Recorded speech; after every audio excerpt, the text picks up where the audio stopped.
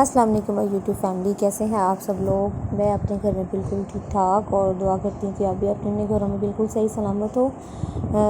आज जो हमारी वीडियो है उसका टॉपिक फिर मैं एक बार स्टडी से रिलेटेड लेके आई हूँ। जो पैटर्न हम लेके चल रहे हैं, जो मैंने पहले आपको इंग्लिश का और उर्दू का बताया था, इंग्लिश का और मैथ्स का बताया था, तो आज मैंने सोचा कि मैं आपको उर्दू के बारे में बताती हूँ कि बच्चों को उर्दू लिखने में मोस्टली प्रॉब्लम होती है, क्योंकि उर्दू के वर्ड जो होते हैं वो एक जैसे हरूफ तहजीद जिनको बोलते हैं वो तकरीबन एक जैसे होते हैं, तो बच्चों को लिखने में थोड़ी सी मुश्किल आती है।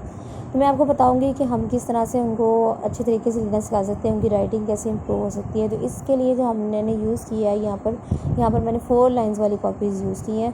घरों में जो मोस्टली हम लोग या स्कूल्स में जाते हैं तो यहाँ पर नॉर्मली जो उर्दू के लिए कॉपीज़ यूज़ होती हैं, नैरो लाइन्स, लोग उस पर ही बच्चों को सिखाते हैं। लेकिन क्योंकि मेरे बच्चों को मैंने इंग्लिश पे पहले सिखाया था, क्योंकि मेरा अपना एक्सपीरियंस था, जब मैं जॉब करती थी तो हम अपनी क्लास में बच्चों को 4 लाइन्स पे ही लिखना सिखाते थे।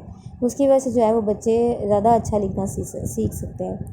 अच्छा व्यूअर्स, आप प्लीज़ मुझे बताया करें माय फैमिली कि आपको कौन सा मेरा पैटर्न अच्छा लग रहा है। आप लोगों को कुकिंग मेरी ज़्यादा अच्छी लग रही है या ये राइटिंग पैटर्न किसी के लिए फ़ायदेमंद है या नहीं। आप प्लीज़ मुझे बताया करें ताकि मैं जो है वो उस पे टॉपिक पे ज़्यादा वीडियोस बनाऊं। तो आते हैं अपनी वीडियो की तरफ। तो ये देखिए, यहाँ पर 4 लाइन्स वाली कॉपी है, मैंने यूज़ की है। यहाँ पर मैं लिखना आपको सिखाती हूँ।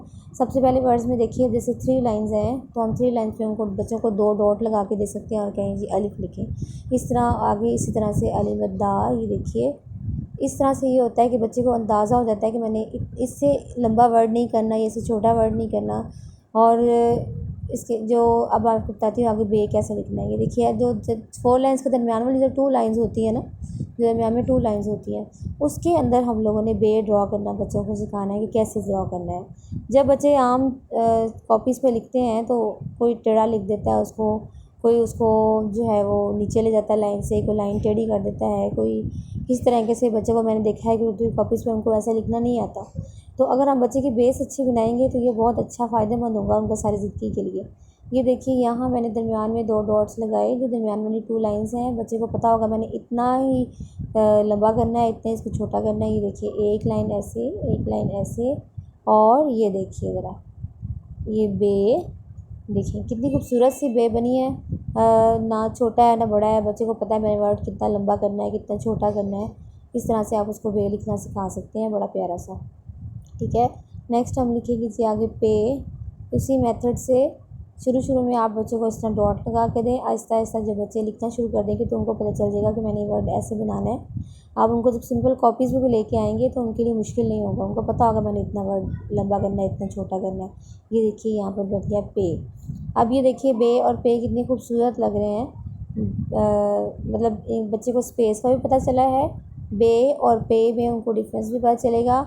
और क्या है कि आपने इसी तरह से आगे पे के बाद ते, ये देखिए, अगर आप डॉट नहीं भी लगा के देंगे ना तो बच्चे को अंदाज़ा हो जाएगा कि मैंने, यानी आहिस्ता से जब मेरे बच्चों ने लिखना सीखा तो मैं सिर्फ एक डॉट पे लगा के देती थी उन्हें कि यहाँ पर आपने नेक्स्ट वर्ड लिखना है। ठीक है, अली बे पे ते।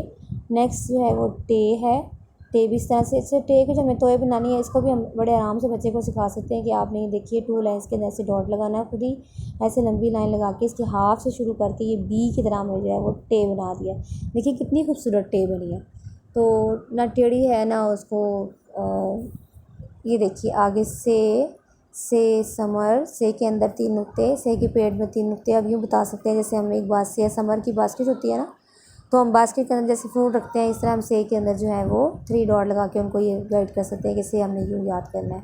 ठीक है, आगे देखिए जीम है, तो जीम के लिए बच्चे को आसानी होगी। आपने वही सेम 2 लाइन्स के अंदर छोटी सी लाइन बच्चों ने छोटी सी लगाई और ऐसे ला के छोटी सी लाइन लगा के इसको ऐसे लंबा ला के यूँ, और इसी 3 लाइन्स के अंदर देखिए पूरा गोल करके जो सेकंड लाइन थर्ड लाइन है वहाँ तक हमने इसको रोक देना है। देखिए कितनी खूबसूरत जीम बनी है।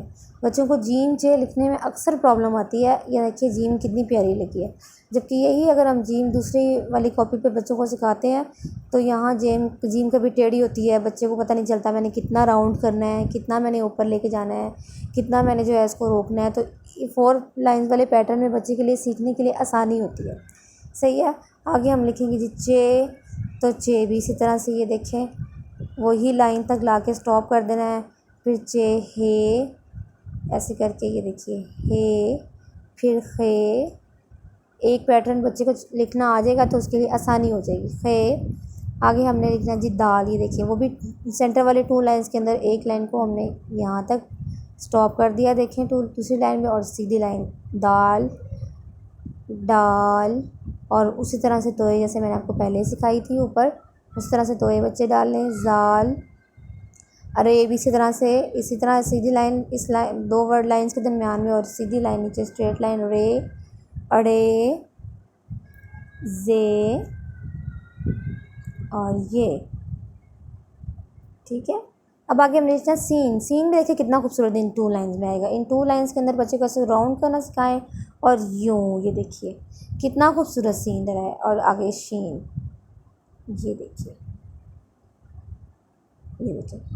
सीन और शीन, ये जो है ना आज मैं शीन तक सिर्फ करवाऊँगी। अच्छा देखिए, अब ये वीडियो शायद सबके लिए इतनी इन्फॉर्मेटिव ना हो, लेकिन टाइम के साथ साथ हमें इस चीज़ की समझ आती है। जैसे हम जब अनमेरिड थी तो इतना समझ नहीं आता था, जब बच्चे हुए तो समझ आया कि जी इनको किस तरीके से हमें लेके जाना है, क्या कैसे सिखाना है, कैसे उनको पैटर्न बताना है। उसी की वजह है कि बच्चे जो है वो अच्छा लिखना सीख गए हैं और उनकी राइटिंग अच्छी हो गई है।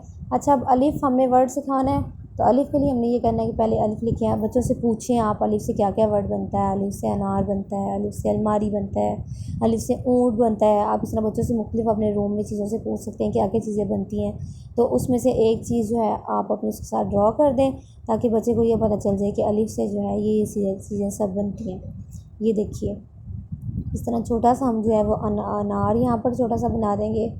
ये देखिए, आप थोड़ा सा बेशक बड़ा बना दें, बच्चा उसमें कलरिंग भी करना सीख जाता है। आगे जी अलमद्दा, अलीमद्दा से भी आप पूछें क्या बनता है, सिंपली पहले हमारे भी माइंड में आम ही आता है तो यहाँ पर हमने आम बना दिया बच्चे को। आगे है जी अलीमद्दा, बे से आप पूछें क्या क्या बनता है। बे से बिल्ली, बे से बंदर, बे से बतख, बे से बांसुरी। इस तरह बे से बहुत सारी चीज़ें हैं जो बे से बनती हैं। आपको जो अच्छी लगे आप वो बच्चे को, जो आपको सिंपल ही लगे ड्रॉ करने में, ज़रूरी नहीं है आपकी ड्राइंग अच्छी हो, लेकिन आप थोड़ी सी कोशिश अपने बच्चों के लिए थोड़ी सी मेहनत करें ताकि उनकी इंटरेस्ट जो है वो पढ़ाई में डेवलप हो, ताकि आगे जाके आपको मसला ना हो। बच्चे की बेस जितनी अच्छी बनी होगी सारी ज़िंदगी हमारे लिए वो आसानी होगी, ठीक है ना। तो इसलिए जो है वो आप इस पर फोकस करना चाहिए अभी से इन चीज़ों पर, ठीक है ना। ये देखिए अलिफ, यहाँ पर मैंने आपको बता दिया अलिफ, अलीमद्दा, बे, सब चीज़ें हैं। आपने सिर्फ बच्चे को यह कहना है कि बे, पे, ते, टे से 5 वर्ड्स हैं, और 5 वर्ड्स को आपने एक लाइन में, यहाँ जगह कम थी इसलिए मैंने जो है वो कम लाइंस लगाई हैं। आपने ये बताना है अलिफ अलीमद्दा एक लाइन में, बे, पे, ते, टे से एक लाइन में, जीम, चे, हे, खे एक लाइन में, दाल, डाल, जाल, रे, अड़े, जे ये एक लाइन में।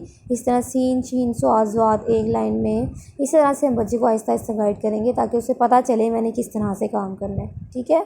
आपको मेरी वीडियोस अगर अच्छी लग रही हैं तो प्लीज़ इसको लाइक करें, सब्सक्राइब करें, और प्लीज़ कमेंट में मुझे बताएं कि कौन कौन से आप आगे नए नेक्स्ट वीडियोस को आगे डिशेज़ रेसिपीज़ देखना चाहते हैं।